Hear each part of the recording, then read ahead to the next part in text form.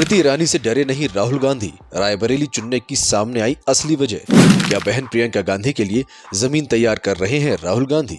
गांधी परिवार की क्या है रणनीति? वायनाड के बाद रायबरेली से क्यों लड़ रहे राहुल गांधी?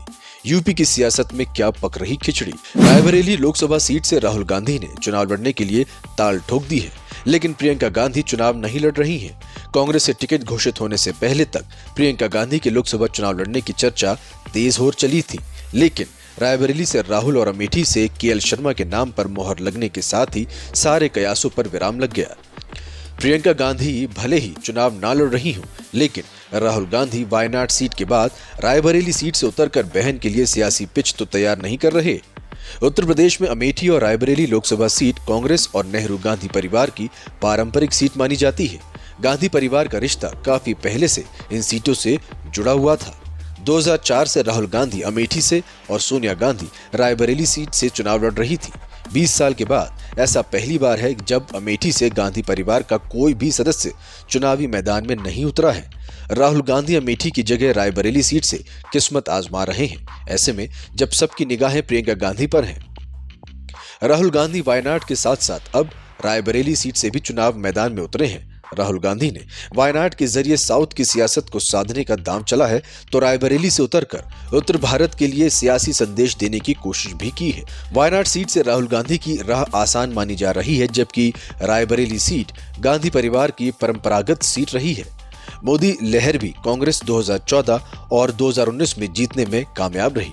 इस बार कांग्रेस और सपा मिलकर चुनावी मैदान में उतरी हैं और क्षेत्रीय समीकरण के लिहाज से राहुल गांधी के लिए सियासत राह आसान साबित हो सकती है।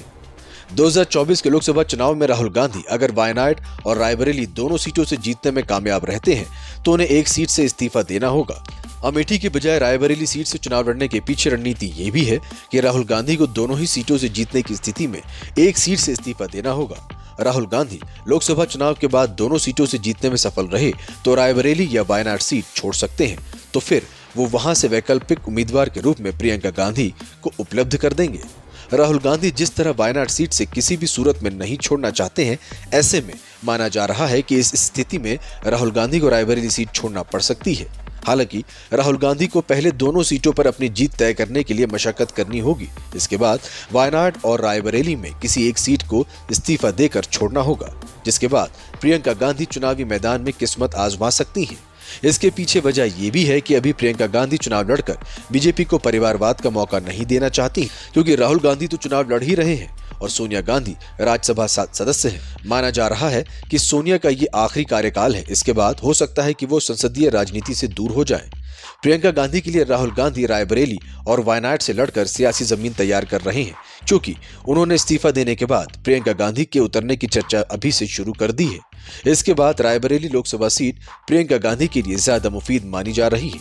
इसके पीछे वजह यह भी है कि रायबरेली सीट के साथ मोतीलाल नेहरू से लेकर पंडित जवाहरलाल नेहरू और इंदिरा गांधी और उसके बाद सोनिया गांधी से नाता जुड़ा हुआ रहा है।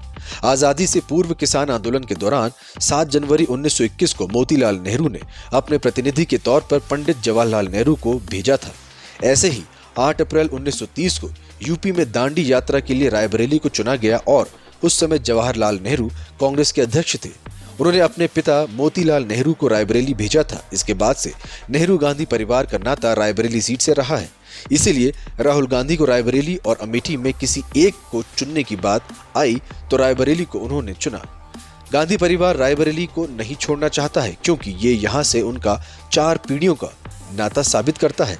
ऐसे में राहुल गांधी अब रायबरेली सीट छोड़ते हैं तो फिर प्रियंका गांधी ही विकल्प बन के सामने आ पाएंगी। Bureau report.